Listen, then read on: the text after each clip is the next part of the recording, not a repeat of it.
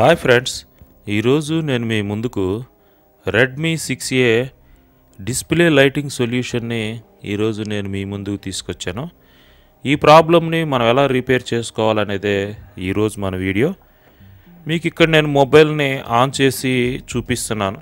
డిస్ప్లేలో లైటింగ్ అనేది లైట్గా వస్తుంది.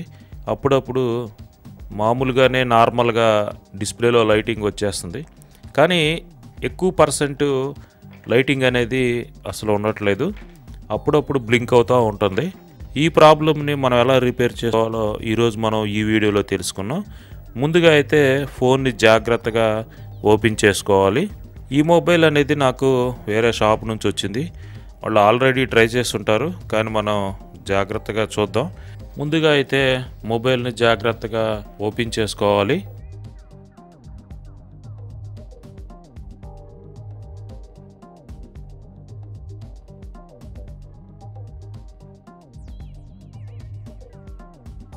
ఈ ప్రాబ్లమ్ని మనం ఎలా ట్రేస్ చేయాలంటే ముందుగా మనం పాయింట్ వైజ్గా చేసుకోవాలి.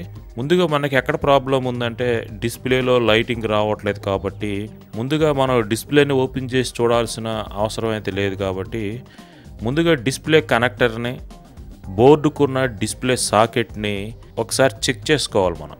అంటే అది ఫంగస్ పట్టిందా, ఏమైనా డ్యామేజ్ అయిందా, వాటర్ డ్యామేజ్ అయిందా, ఫంగస్ ఉందా, లేదా కనెక్టర్లు ఏమైనా డ్యామేజ్ అయినాయో చెక్ చేసుకోవాలి. కానీ ముందుగా మనం డిస్ప్లే కనెక్టర్ని ఓపెన్ చేసి మనం చూసుకోవాలి. డిస్ప్లే కనెక్టర్ని ఓపెన్ చేశాను. డిస్ప్లే కనెక్టర్ అయితే బాగానే ఉంది, నాకు డ్యామేజ్ అయినట్టుగా నాకేం కనిపించలేదు. అలాగే బోర్డుకున్న సాకెట్ని కూడా చెక్ చేశాను. ఇది కూడా నాకేమీ ప్రాబ్లం ఉన్నట్టుగా నాకు కనిపించలేదు. అయితే ఇక్కడ ఒక ప్రాబ్లం చూశాను నేను. ఇక్కడున్న రెసిస్టరు డ్యామేజ్ అయి ఉంది. అసలు ఈ రెసిస్టర్ ఏంటో కూడా మనం తెలుసుకోవాలి. నేను ఇక్కడ రెడ్ మార్క్లో చూపిస్తున్న రెసిస్టర్ అనేది డ్యామేజ్ అయింది. ఈ రెసిస్టర్ దేనికి సంబంధించిందో కూడా మనం తెలుసుకుంటే మనకి ప్రాబ్లం అనేది త్వరగా అవటానికి ఆస్కారం ఉంటుంది. అయితే నేను ఇది లైటింగ్కి సంబంధించింది.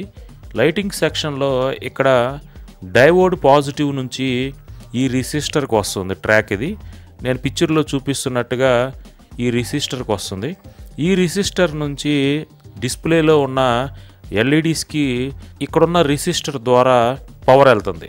ఇక్కడికి పవర్ ఎంత వస్తుందంటే 15 వోల్ట్స్ నుంచి 20 వోల్ట్స్ వరకు పవర్ వస్తుంది.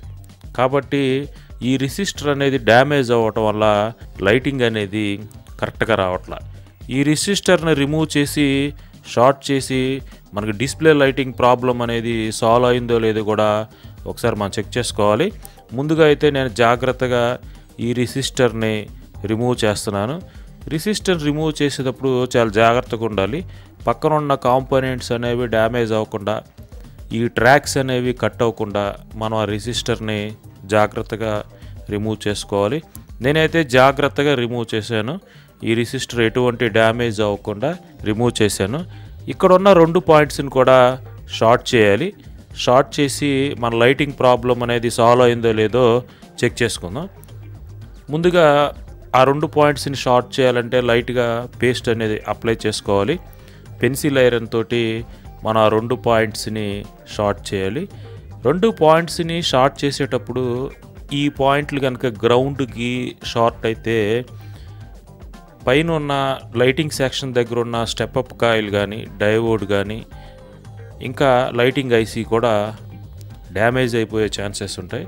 అందుకని చాలా జాగ్రత్తగా ఆ 2 పాయింట్స్ని షార్ట్ చేయాలి.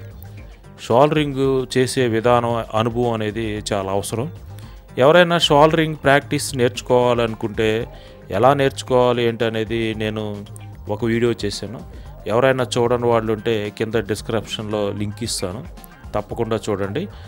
మొబైల్ అయితే ఆన్ అయింది. ఎంఐ అని ఫుల్ లైటింగ్ తోటి వచ్చింది. అంటే మన ప్రాబ్లం సాల్వ్ అయిపోయినట్లే.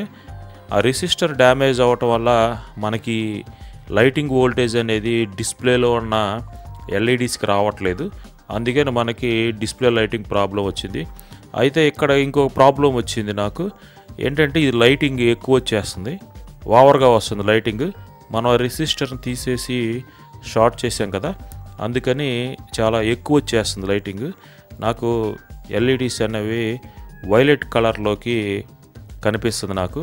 ఈ విధంగా మనం ఇలాగే కొద్దిసేపు కనుక వాడినట్లయితే ఎల్ఈడీస్ పోతాయి. ఎల్ఈడీస్ పోయింది అంటే మళ్ళీ మనం ఇంకా మనకి కష్టమైపోతుంది ప్రాబ్లం అనేది. అందుకే నేను అర్జెంటుగా మొబైల్ని ఆఫ్ చేసేసి అసలు ఆ రెసిస్టర్ వాల్యూ ఏంటి, అసలు ఆ రెసిస్టర్ అక్కడ ఎంత ఉంది ఏంటి అనేది ముందు నేను తెలుసుకొని అక్కడ ఒక రెసిస్టర్ వేసుకుంటే మనకి సేఫ్టీగా ఉంటుంది.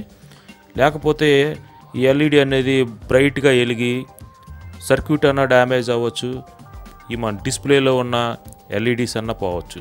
ఇక్కడ నా దగ్గర వేరే ఇంకొక ఫోన్ ఉంది. నేను ఆ ఫోన్కి ఈ రెసిస్టర్ వాల్యూని చెక్ చేశాను. ఈ రెసిస్టర్ వాల్యూ నాకు 0 ohms చూపించింది. 100% షార్ట్ చేయొచ్చు, కానీ నాకెందుకో డిస్ప్లే లైటింగ్ అనేది కొద్దిగా నాకు డిఫరెంట్గా కనపడింది, ఎక్కువ వస్తున్నట్లుగా.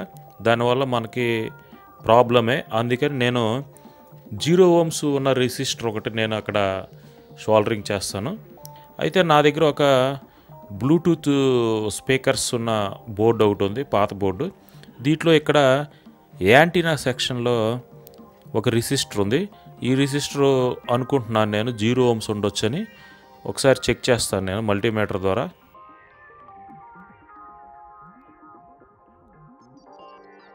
ఇది 0 ohms వచ్చింది. 0 ohms వచ్చింది కాబట్టి ఇది కంపల్సరీగా మనం ఇది వాడుకోవచ్చు. నేను ఈ రెసిస్టర్ని తీసి అక్కడ షోల్డరింగ్ చేస్తాను.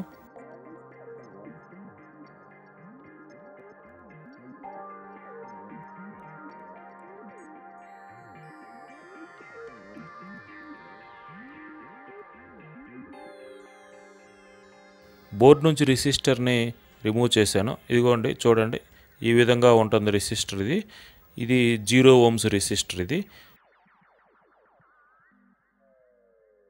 నేను ఈ రెసిస్టర్ని ఆ ప్లేస్లో షోల్డరింగ్ చేస్తున్నాను. షోల్డరింగ్ అనేది చాలా జాగ్రత్తగా చేసుకోవాలి, ఎక్కడ షార్ట్ అవ్వకూడదు. షోల్డరింగ్ అనేది మనకు చాలా ఇంపార్టెంట్. అది షోల్డరింగ్ బాగా ప్రాక్టీస్ ఉంటేనే మనం ఈ పనులను చేయగలుగుతాం. ఈ విధంగా నేను రెసిస్టర్ని షోల్డరింగ్ చేశాను. ఇప్పుడు మామూలుగా నార్మల్గా మొబైల్ అనేది ఆన్ చేసి చెక్ చేద్దాం. మొబైల్ని ఆన్ చేశాను. లైటింగ్ అయితే వచ్చింది, కానీ ఇది లైటింగ్ ఎక్కువ వస్తుందా తక్కువ వస్తుందా అనేది పూర్తిగా ఆన్ అయితే కానీ తెలియదు.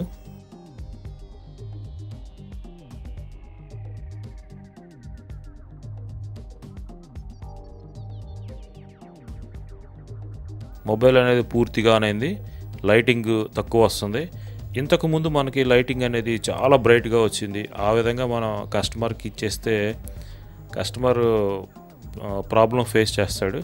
మన దగ్గరే కూడా రావచ్చు మళ్ళీ ఆ ప్రాబ్లం కూడా.